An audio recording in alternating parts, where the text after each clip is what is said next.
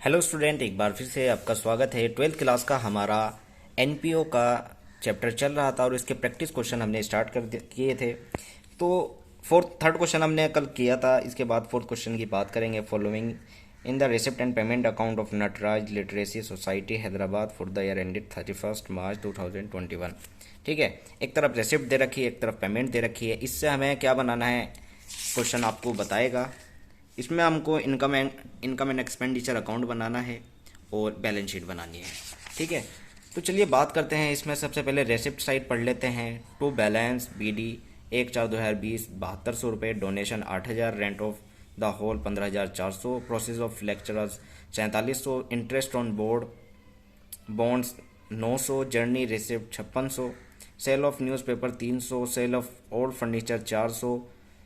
ठीक है, और बुक वैल्यू इसकी 2000 दे रखी है। सब्सक्रिप्शन दे रखे हैं 2019-20 के इतने रिसीव हुए, 20-21 के इतने रिसीव हुए, 21-22 के इतने रिसीव हुए, टोटल 40,300 रिसीव हुए।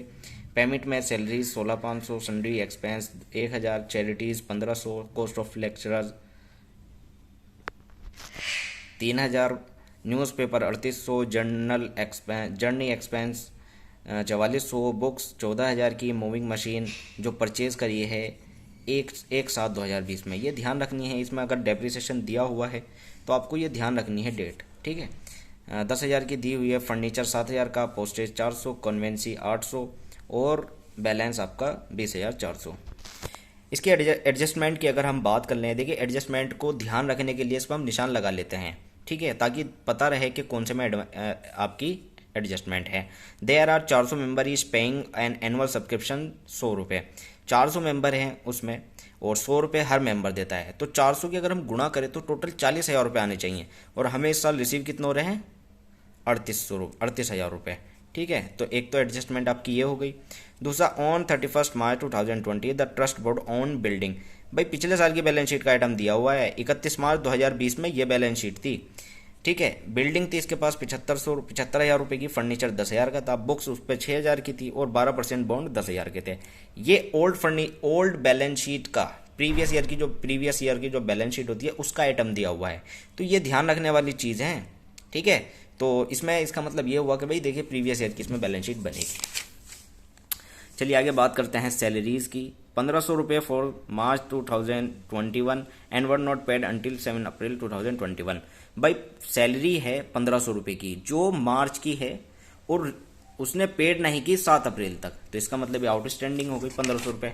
तो सैलरी पे हम निशान लगा लेते हैं ताकि हमें ध्यान रहे। आगे बात करें जर्नी इनकम रिसीव हुई 400 रुपये। ठीक है, इसमें दिया था इनकम की तरफ 5600 दे रखे हैं, तो 400 रुपये इसमें हम निशान लगा लेते हैं, एडजस्टमेंट है। इसके बाद charge depreciation 10% per annum building पे और मूविंग मशीन पे, 20% पर एनम आपके closing balance of furniture and books पे। 10% तो आपकी बिल्डिंग पे हो गई और मूविंग मशीन पे, और फर्नीचर पर और बुक्स पर आपकी 10% हो गई।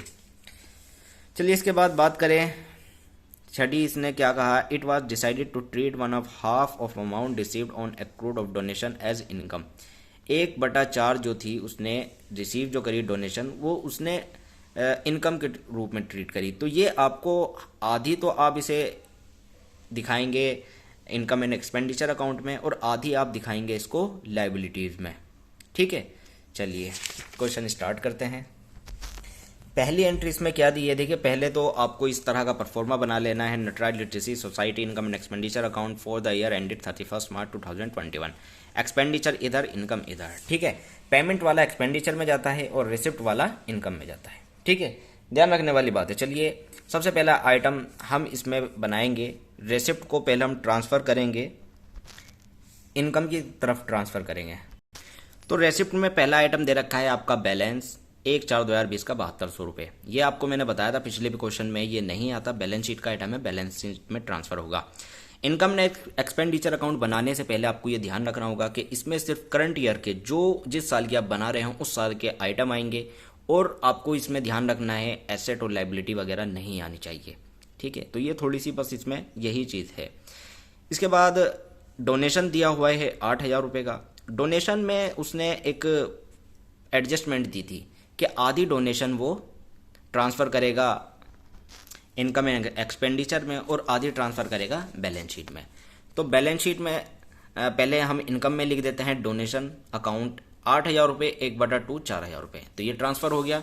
इसके बाद दूसरा आइटम उसने दिया है रेंट ऑफ हॉल 15,400 रुपये, ठीक है, तो ये ट्रांसफ़र कर दें रेंट ऑफ हॉल 15,400 रुपये। इसके बाद आगे बात करें प्रोसेड्स ऑफ लेक्चरर्स 4700 रुपये, ठीक है, तो 4700 रुपये ये भी ट्रांसफ़र हो गए, प्रोसीड फॉर लेक्चर 4700 रुपये। इसके बाद बात करें इंटरेस्ट ऑन बॉन्ड्स 900 रुपये। भाई बॉन्ड्स आपके 900 रुपये के दिए हैं जो उसे रिसीव हुए, लेकिन इसमें एक ध्यान रखने वाली बात है, बॉन्ड्स हमारे यहाँ दिए हुए हैं, ठीक है, 12% बॉन्ड्स 10,000 रुपये के हैं। अब 12% अगर 10,000 का हम निकालते हैं, 10,000 रुपये का 12% निकालते हैं तो 1,200 रुपये इंटरेस्ट बैठता है, लेकिन हमें यहाँ रिसीव कितना हो रहा है 900 रुपये, इसका मतलब 300 रुपये नहीं आए, तो 300 रुपये हमारा क्या हुआ एक्रूड हो गया। तो ये थोड़ी सी चीज़ आपको इसमें सेंस लगाना होगा, ध्यान रखना होगा। इंटरेस्ट ऑन बॉन्ड 900 रुपये है, 300 रुपये एक्रूड हुआ तो 1,200 रुपये हो गए, ठीक है। इसके बाद बात करें आगे हम जर्नी रिसिप्ट 5600 रुपये है, इस पर निशान लगा रखा है। इसमें हमने निशान लगाया था, क्यों लगाया था इसको एक बार हम पढ़ लेते हैं।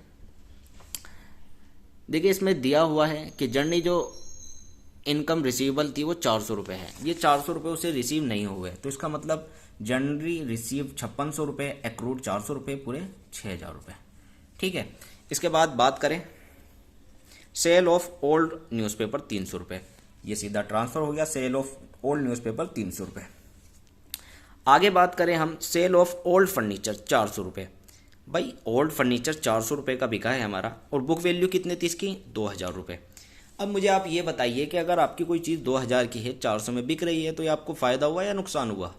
ऑफ कोर्स नुकसान हुआ है आपको, तो ये आपको लॉस हो गया, तो ये आप ट्रांसफ़र करेंगे आप एक्सपेंडिचर में। किस नाम से ट्रांसफ़र होगा? To loss on sale of old furniture. कितने रुपए हैं आपके? 1,600 रुपये। 2,000 का आइटम था, 400 में बिका, आपको 1,600 का इसमें लॉस हुआ, तो थोड़ा सा ये ध्यान रखने वाली चीज़ है। इसके बाद यहाँ आगे बात करें सब्सक्रिप्शन की। भाई मैंने आपको बताया था कि सब्सक्रिप्शन में आपको पिछले साल का और आगे के ये ध्यान नहीं रखना, सिर्फ करंट का रखना है। करंट में से 38,000 रिसीव हुए और टोटल मेंबर थे 400 रुपये, और 100 रुपये इसको हर साल एक मेंबर से लेने थे, ठीक है। तो इसकी अगर हम कैलकुलेशन करें तो कैलकुलेशन में 400 मेंबर के 100 रुपये के हिसाब से 40,000 रुपये बैठते हैं। रिसीव हमें हो रहे हैं 38,000, तो 2,000 का एक्रूड हुआ, तो 2,000 इसमें प्लस करके 40,000, ठीक है। तो इधर का तो आइटम हमारा कंप्लीट हो गया, 7,16,000 रुपये ये हमारे आ गए। इसके बाद पेमेंट की तरफ की बात करें, सबसे पहले दिया हुआ है सैलरीज दी है 16,500 की, ठीक है, लेकिन इस पे निशान लगा हुआ है। अब निशान हमने क्यों लगाया इसको पढ़ लेते हैं।